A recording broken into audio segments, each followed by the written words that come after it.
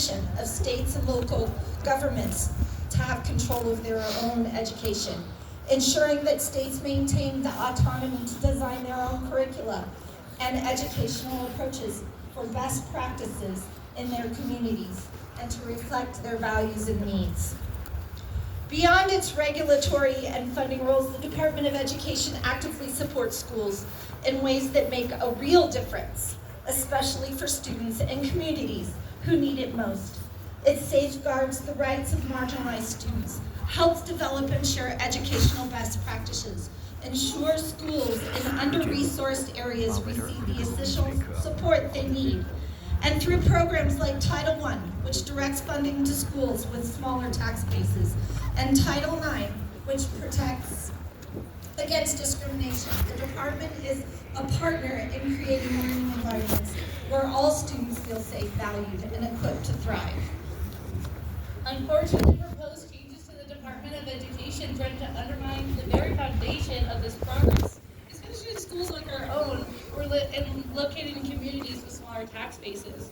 These schools often rely heavily on federal funding to bridge the gap left behind by limited local revenue.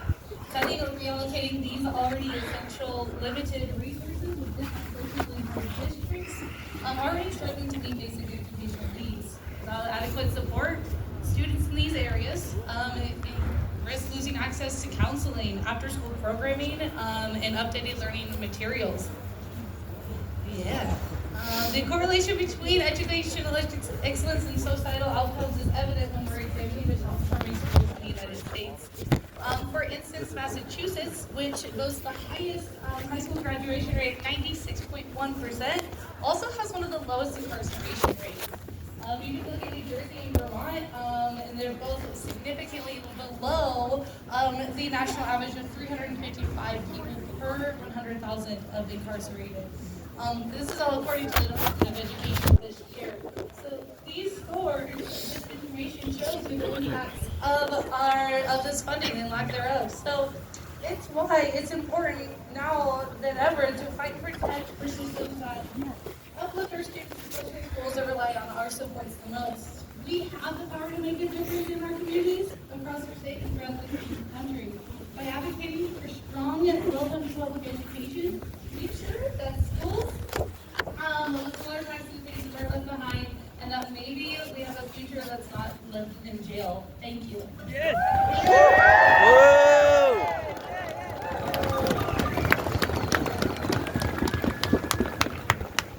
This is tech.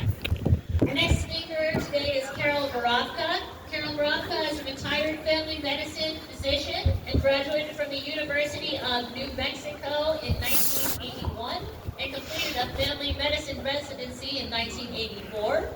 She practiced medicine in New Mexico for 34 years and had an 11-year career in the New Mexico Department of Health, where she was the medical officer for the Division of Health Improvement, followed by being the medical director for the DOH's facilities. She moved to Salida in 2019. And has been active in promoting access to healthcare services in Chaffee County. Welcome, Carol. Whoa! Hello, Chaffee. I can't tell you I'm honored to be here today.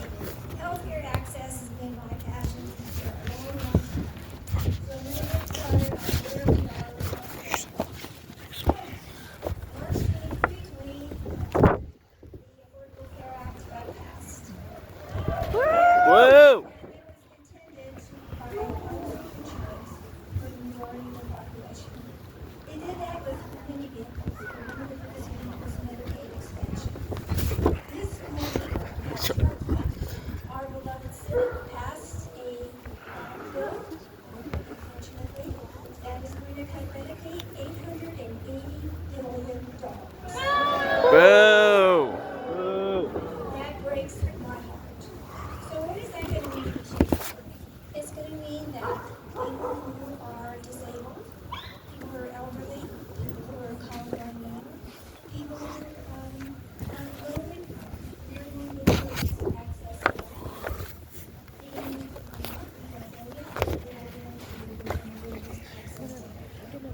And what that does to me, and what it does to them, and what it does to our country, it does moral damage.